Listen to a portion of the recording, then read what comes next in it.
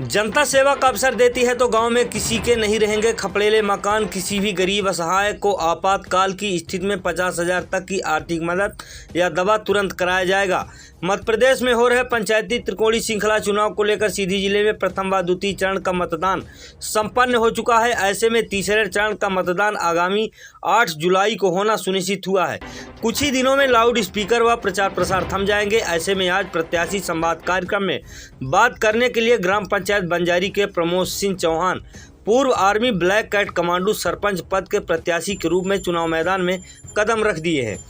बताया जाता है कि जिन्होंने 17 साल तक भारत देश की सीमा में डटकर देश की सेवा की है, जिन्होंने फॉरेन कंट्री ईरान और साउथ अफ्रीका मिशन में रहे हैं।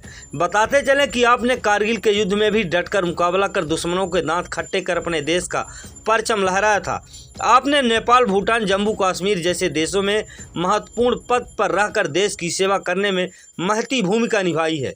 साथ ही देश के पूर्व केंद्रीय मंत्री मनोहर लाल पर्रिकर के साथ ब्लैक कैट कमांडो बॉडीगार्ड के रूप में रहे हैं, जिनकी पहले से ही लेकर अब तक निस्वार्थ भाव से गरीब, असहाय, शोषित, पीड़ित लोगों की सेवा करना एवं अपने ग्राम पंचायत का देश व प्रदेश में एक अलग नाम रोशन करने का जिन्होंने सपना संजोए थे। आज प्रत्याशी प्रमोद सिंह चौहान चुनाव मैदान में उतर गए हैं और उन गरीब, शोषित, पीड़ित के पास जाकर अपनी बात रख रहे हैं।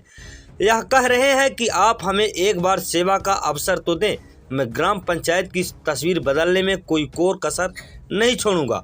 वैसे भी देखा जाए तो इस वक्त ग्राम पंचायत बंजारी के हर गली मोहल्ले से लेकर आम जगहों एवं हर जगह एक ही नाम की चर्चा सुनने को मिल रहा है, प्रदीप सिंह चौहान।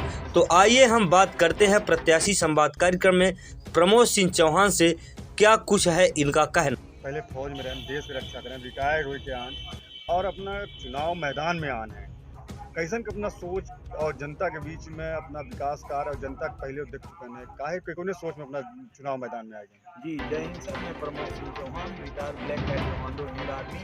मेरा शुरू से जुनून रहा कि मैं देश के लिए कुछ करूं और मैं आर्मी ज्वाइन किया, आर्मी में गया और देश की रक्षा के लिए काफ़ी बढ़ चढ़ के काम किया।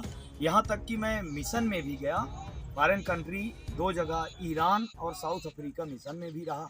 लेकिन जब मैं लौट के छुट्टियों के दौरान गांव में अपने आता था तो अपने गांव में आके अपने गांव की गरीब जनता, गांव के समाज को जो देखने में वहाँ पे डिस्टरबेंस आता था तो मेरे को बड़ा तकलीफ होता था दिल में, और मैं ये हमेशा सुधारने की कोशिश करता था। मेरा ये मानना था कि हर छुट्टी में किसी न किसी एक गरीब की मदद करके मैं जाऊँगा। मैं पता लगाता था, हॉस्पिटल में जाता था, घूमता था कि मेरे गांव का कोई ऐसा परेशान आदमी है जिसको दवाई की कमी पड़ रही है, नहीं कर पा रहा है, या कोई थाना पुलिस में बेगुनाह उलझा हुआ है, उसको दूर करना, उसको बचाना, ये मेरा जुनून था।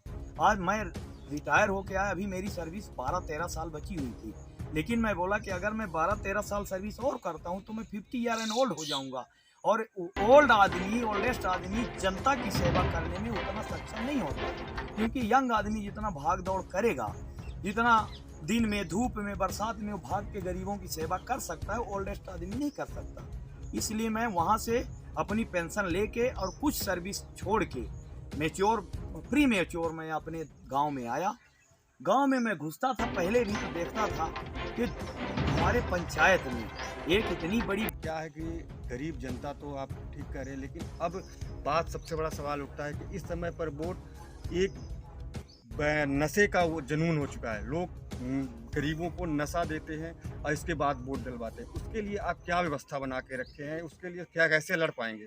अभी फिलहाल तो मैं जगह जगह पे जाके लोगों को ये समझा रहा हूँ कि सिर्फ अगर 1 क्वार्टर दारू दी जा रही है तो आप पी के और घर भूखे जा रहे हैं, खाना अपने घर में मांग रहे हैं, तो जो दारू देने वाला है उससे ये बोलिए कि हमें दारू मत दीजिए, हमारे बच्चे का कहीं अच्छी जगह एडमिशन करा दीजिए अगर हमारे हित के बारे में सोचते हैं, या तो हम कहीं नौकरी दिलवा दीजिए 5-10 हज़ार की, या तो 5 हज़ार की प्राइवेट नौकरी दिलवा दीजिए, जिससे हम हर रोज़ अपना पेट भर सकें, क्योंकि भूख हमें हर रोज़ लगेगी, एक दिन के लिए तो है नहीं। और ये लोग एक दिन के लिए 1000 रुपया 2 पौवा दारू दे रहे हैं, और जहाँ दारू बांट रहे हैं तो जो शराब बांट रहा है उसकी कितनी छोटी सोच है, और गाँव का विकास कैसे करेगा। इसलिए मैं जनता से अपील करता हूँ कि इसको एक्सेप्ट ना करें, कैंडिडेट का अच्छे चयन करें जो इनके सुख में, दुख में शासन की ओर देख सकते हैं। और ये मैं माननीय मुख्यमंत्री जी से भी निवेदन करता हूँ और मैं रिक्वेस्ट कर रहा हूँ मुख्यमंत्री जी से कि इसका संज्ञान लिया जाए,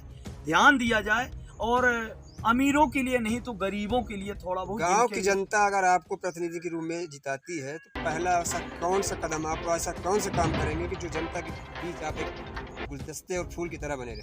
मैं सबसे पहला स्टेप उठाऊंगा कि जितने गरीब हैं, अगर किसी को छत की जरूरत है तो छत दिलाऊंगा सरकार से। अगर किसी के वृद्धा पेंशन नहीं मिल रही है उसको वृद्धा पेंशन जोड़वाऊंगा। रास्ता घर तक नहीं है, रास्ता दिलवाऊंगा। लड़की शादी करने के लिए तो उसको मदद शासन से मैं रिक्वेस्ट करूंगा, मदद दिलवाऊंगा।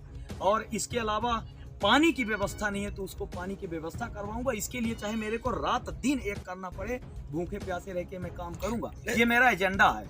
शासन के योजना की राशि तो बाद में आती है। यदि कोई आपातकाल में तत्काल ऐसे बीमार होता है, किसी की समस्या रहती है, उस परिस्थिति में आप क्या करें? उस परिस्थिति में मैं जो सेवा करके आया हूँ, मेरे को आज 25,000 रुपया पेंशन मिल रही है।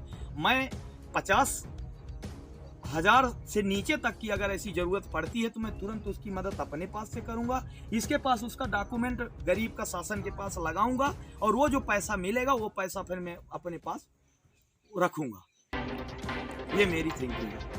और कुछ कहना चाहते हैं मीडिया के माध्यम से? इसके लिए मैं और ये कहना चाहता हूँ मीडिया के माध्यम से कि जो भी गरीब जनता है वो डरे नहीं, धमकाए में नहीं आए, किसी से नहीं डरे। आप आज ये प्रजातंत्र है, लोकतंत्र है, राजतंत्र खत्म हो चुका है। घबराने की जरूरत नहीं है। आपके ऊपर शासन का हाथ है। आपको कोई गलत धमकी देता है, गलत डराता है कि आप हमें वोट करिए, नहीं घर से बेघर कर देंगे, इससे डरने की जरूरत नहीं है। आपका चुनाव चिन्ह और ग्राम पंचायत की जनता से आप सोशल मीडिया के माध्यम से क्या अपील करेंगे? मेरा चुनाव चिन्ह फलों सहित नारियल का पेड़ है, जो कि बैलेट पेपर पे 3रे नंबर पे है। मैं बंजारी की सभी जनता से हाथ जोड़ के रिक्वेस्ट करता हूँ कि एक बार सेवा का अवसर दें। मैं देश की सेवा करके आया हूँ और भगवत गीता पे कसम भी खाया हूँ कि रक्षा करूँगा, भक्षा नहीं करूँगा। मेरे ऊपर विश्वास करें और एक बार हमें सेवा का अवसर दें, हम उस पर विश्वास